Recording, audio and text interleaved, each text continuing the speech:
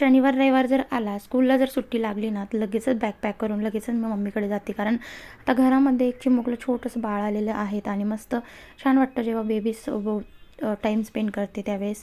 तर आता मम्मीकडे आलेली होती, शुक्रवारी आली आणि शनिवार रविवार आता सोमवारीसुद्धा सुट्टी होती. त्यामुळे म्हटलं चला लगेच बॅग पॅक केली आणि लगेच मम्मीकडे आली. संध्याकाळी आल्यानंतर लगेचच बघा आता इथे मी लंगोटे शिवायला घेतले.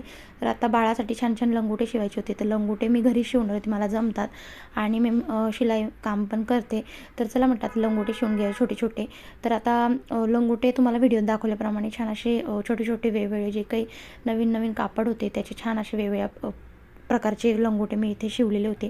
तर शिवायची पद्धत अगदी सोपी साधी आहे आणि इतर म्हणजे मी माझ्या मुलाच्या वेळेस पण भरपूर सारे लंगोटे शिवून घेतलेले होते आणि आता बहिणीच्या वेळेससुद्धा लंगोटे वगैरे टोप्या किंवा जबले हे सगळं घरी शिवणार आहे. तर चला 2-3 दिवस आहे म्हटलं चला आता कपडे छान छान छोटे छोटे शिवून घेऊया. तर संध्याकाळ झालेली होती आणि रात्रीचं 2-1 वाजलेले होते. तरी पण आमचं म्हणजे तेच चालू होतं, म्हणजे बेबीसोबत टाईम स्पेंड करणं वगैरे. छान वाटतं असं घरामध्ये छोटं बाळ वगैरे आलं की मस्त बाळाला सारखं जवळच घेऊशी वाटतं.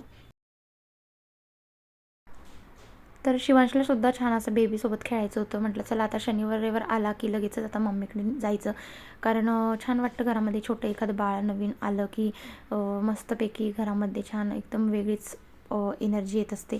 तर आता हे बघा लंगोटं इथे शिवून झालेलं होतं माझं आणि छान आता त्याला कडी वगैरे केली. अगदी सोप्या पद्धतीने असे लंगोटे शिवून घेतले घरच्या घरी. आत्ता 2 ते 3 शिवून झालेले होते.